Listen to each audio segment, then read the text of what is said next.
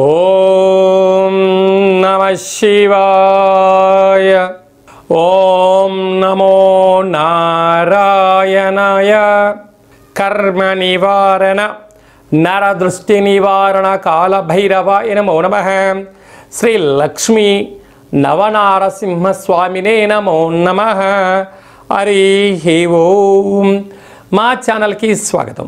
చూస్తున్న వీక్షకులకు, ప్రేక్షకులకు, ప్రియ కాళభైరవ భగవద్బంధులకి స్వాగతం పలుకుతూ మమ్మల్ని ఎంతగానో ఆదరిస్తూ ఉండబడినటువంటి ప్రియ సోదర సోదరీమణులకు, జ్యోతిష అభిమానులకు, సనాతన ధర్మ సంరక్షకులకు, అలాగే ప్రకృతి ప్రేమికులకు స్వాగతం పలుకుతూ అందరికీ నరసింహస్వామి వారి యొక్క జయంతి శుభాకాంక్షలు.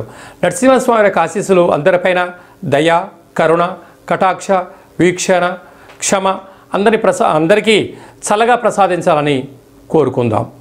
అలాగనే 1వ తారీఖు 5వ నెల 2025 నుండి 31/5/2025 వరకు పుట్టినటువంటి వారందరూ కూడా ముందస్తుగా జన్మదిన శుభాకాంక్షలు. గతంలో వివాహం చేసుకున్న వారికి వివాహ వార్షికోత్సవ శుభాకాంక్షలు. ద్వాదశ రాశుల్లో గ్రహ గమనాన్ని వీక్షింపచేద్దాం. మేషరాశిలో ఏడాది తర్వాత రవి భగవానుడు సంచార స్థితి, వృషభ రాశిలో చివరార్ధ సంచార స్థితి దేవగురు బృహస్పతి, కర్కాటక రాశిలో కుజ భగవానుడు నీచభంగ రాజయోగ సంచార స్థితి, అలాగనే కన్యరాశిలో చివరార్ధ కేతు సంచార స్థితి, మీనరాశిలో చతుర్గ్రహ సంచార స్థితి, బుధ భగవానుడు, శుక్ర భగవానుడు, శని భగవానుడు, రాహు భగవానుడు సంచార స్థితితో ఉన్నాడు. అలాగనే ఈ నెల 15వ తారీఖున శ్రీ సరస్వతి నది పుష్కర సందర్భ మహోత్సవ కార్యక్రమ సందర్భంగా దేవగురు బృహస్పతి 12 సంవత్సరం తర్వాత మిథున రాశిలోకి సంచార స్థితి, అలాగనే 18వ తారీఖున రాహు భగవానుడు మీనరాశిలో నుంచి కుంభరాశిలోకి సంచార స్థితి, కన్యరాశిలో ఉండబడినటువంటి కేతు భగవానుడు సింహరాశిలోకి సంచార స్థితితో ద్వాదశ రాశుల్లో గ్రహ గమనాలు ఈ విధంగా ఉన్నాయి. కన్యరాశి వారికి అష్టమంలో ఏడాది తర్వాత రవి భగవానుడు సంచారం చేయనప్పుడు ఎలాంటి ఇబ్బందులు ఉంటాయి, వాటిని నరసింహస్వామి యొక్క జయంతి సందర్భంగా ఎలాంటి విధులను పాటించడం వల్ల వాటిని గండాలను ఎలా తప్పించుకోవాలో ఈ వీడియోలో సవివరంగా సంపూర్ణంగా తెలుసుకుందాం. కన్యరాశిలో ఏ నక్షత్రాలు వస్తాయనగా ఉత్తరా నక్షత్రంలోని 2, 3, 4 పాదాలు, హస్తా నక్షత్రంలో 4 పాదాలు, చిత్తా నక్షత్రంలో 1, 2 పాదములు కలిపితే కన్యరాశి. రాశాధిపతి బుధుడు రాశిలోనే కేతు సంచార స్థితి ఉండడం వలన అంతా నాకు తెలుసు అని చాలా మీకు ఉంటుంది. వాటిని విడనాడి ప్రతి విషయాన్ని కూడా తెలుసుకునే ప్రయత్నం చేయండి. పెద్దవారైనచ్చు, చిన్నవారైనచ్చు, ప్రతి ఒక్క వ్యక్తులకు తెలియని శక్తి ఉంటుంది. ఇతర వ్యక్తులు ఏదైనా చెప్తూ ఉంటే వినే ప్రయత్నం చేయండి. మంచైతే స్వీకరించండి, చెడైతే వదిలేసేయండి. ఈ ఒక్కటి చేయలేదా, మీకు 98 సద్గుణాలు ఉన్న ఈ ఒక్కటి కారణం వలన ఆపద, అష్టకష్టాలు మీకు మీరు తెచ్చి మీ తలపైన పెట్టుకునే పరిస్థితి చాలా అధికంగా ఉంటుంది. తస్మాత్ జాగ్రత్త.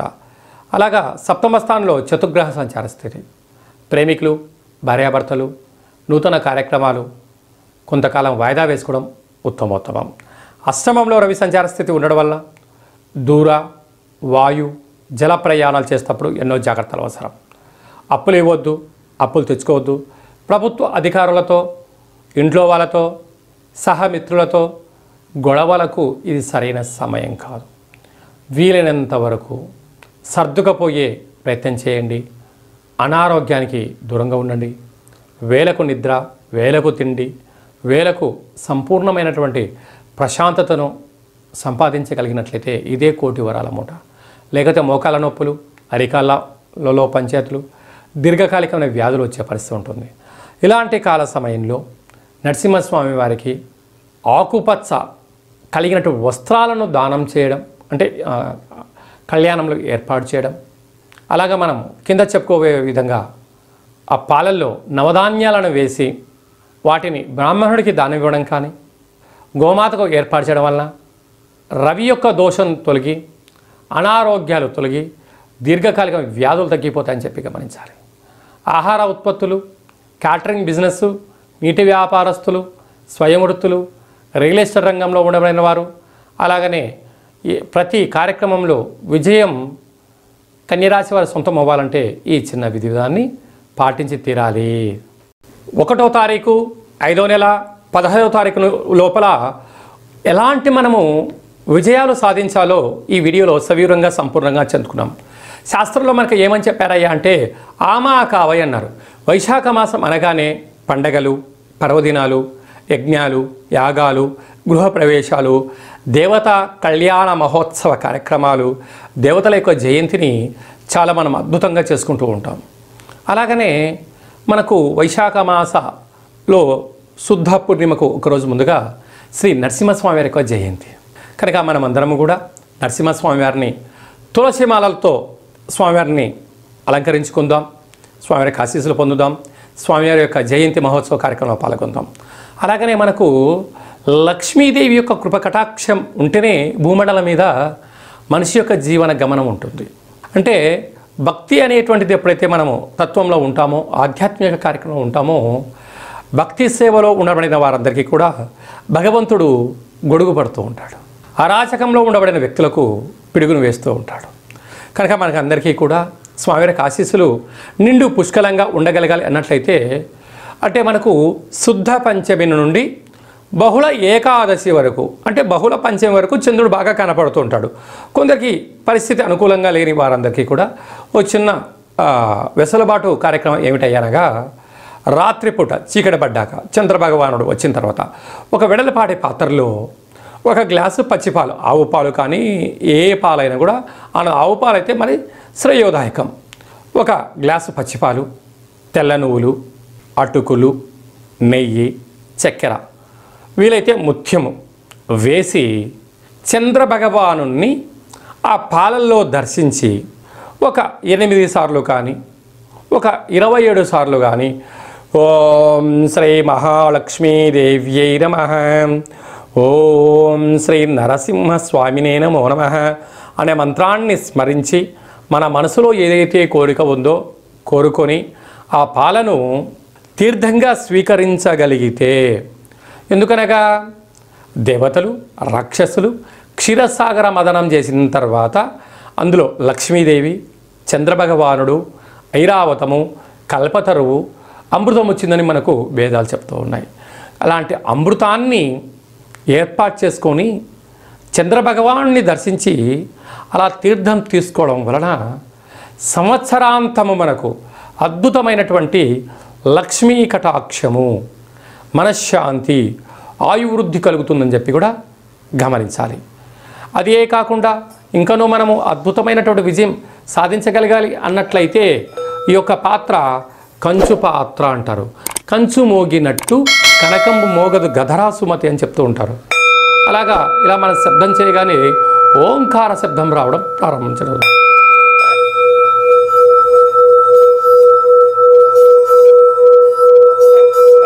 ఇలా ఓంకార శబ్దాన్ని సృష్టించడం వలన మనిషి శరీరంలో ఉండబడినటువంటి 7 చక్రాలు వికసించి ఇంట్లో ఉండబడిన దరిద్ర దేవత బయటికి వెళ్ళిపోయి లక్ష్మీదేవి యొక్క కటాక్షం కలిగి ఇళ్లంతా సిరులతో కలకలలాడుతూ ఉంటుంది. కనుక మనమందరము కూడా ఈ అక్షయ పాత్ర ఇంట్లో ఉంచుకుందాం. కావాలనుకున్న వారు కింద నెంబర్ సంప్రదించినట్లయితే అక్షయ పాత్రతో పాటు ఒక కాలభైరవ హోమము, ఒక 20 రకాల వస్తువులతో, 16 రకాల కూరగాయలతో శాకాంబరి దిష్టి దిగించి మీకు పంపించడం జరుగుతుంది. కనుక స్వామివారి ఆశీస్సులు పొందుదాం. అద్భుతమైన అష్ట కష్టాలకు స్వస్తి పలుకుతాం. అలాగే మీ వ్యక్తిగత జాతకం తెలుసుకోవాలనుకుంటున్నారా? మీరు పుట్టినటువంటి తేదీ, నెల, సంవత్సరం, సమయం మీరు రాసి వాట్సాప్లో పంపించగలిగినట్లయితే 100 సంవత్సరాల జాతకాన్ని సవివరంగా సంపూర్ణంగా వ్రాసి పంపించి మీరు పుట్టినప్పుడు గ్రహ గమనాలు ఎలా ఉన్నాయి, ప్రస్తుతం ఎలా ఉంటున్నాయి, రాబోయే కాలం ఎలా ఉండబోతున్నాయో సవివరంగా సంపూర్ణంగా తెలియజేయడం జరుగుతుంది. అలాగనే చాలామందికి పుట్టినటువంటి కాల సమయంలో డేటా బర్త్లు లేనటువంటి కారణం వలన పేరు యొక్క మొదటి అక్షరాన్ని అనుసరిస్తూ రాశిని తెలియజేస్తూ రాశి యొక్క పరిస్థితిని తెలియజేస్తూ రమణ శాస్త్రం ద్వారా కాళభైరవ ఉపాసన చేత భూత భవిష్యత్ వర్తమానాన్ని తెలియజేయడం జరుగుతుంది. కనుక ఆసక్తి గలవారు ఈ కింది నెంబర్ సంప్రదించి అపాయింట్మెంట్ తీసుకొని సంప్రదించగలరు. చాలామంది భార్యాభర్తలు తరచుగా గొడవ పడుతూ ఉంటారు. ఎందుకు గొడవ పడుతున్నారో ఒకసారి వాళ్ళకే తెలియని పరిస్థితి ఉంటుంది. జాతకంలో స్వల్పమైనటువంటి ఇబ్బందులు, గ్రహ దోషాలు, అలాంటప్పుడు వారిద్దరూ పాలు నీళ్ళలాగా కలిసేటువంటి సలహాలు సూచనలు ఇవ్వడం జరుగుతుంటుంది. మీకు కలిగినటువంటి సంతానానికి ఆధ్యాత్మికమైనటువంటి నామాలు ఎలా పేరు పెట్టుకోవాలో తెలియచేయడం జరుగుతుంది. అందరిపైనను శ్రీ కాళభైరవ స్వామి యొక్క ఆశీస్సులు ఉండాలని కోరుకుంటాం. మన యొక్క కాళభైరవ స్వామి యొక్క దేవాలయంలో 4 మంగళవారాలు, 4 శనివారాలు, శుద్ధాష్టమి, పూర్ణిమ, బహుళాష్టమి సందర్భంగా కాళభైరవ హోమ కార్యక్రమాలు జరుగుతూ ఉంటుంటాయి. కనుక మీరు జాతకం చెప్పించుకున్న వారందరికీ కూడా కాళభైరవ స్వామికి అర్చన, హోమ కార్యక్రమాలను చేయించడం జరుగుతుంది.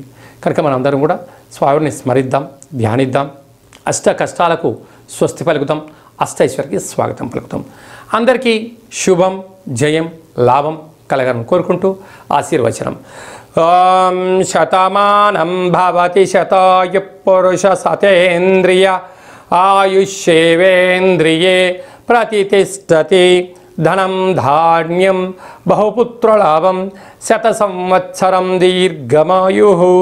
సర్వే జనా సుఖినో భవంతు, లోకా సమస్తా సుఖినో భవంతు. సర్వం శ్రీ నరసింహస్వామి దేవతార్పణమస్తు. హరి ఓం.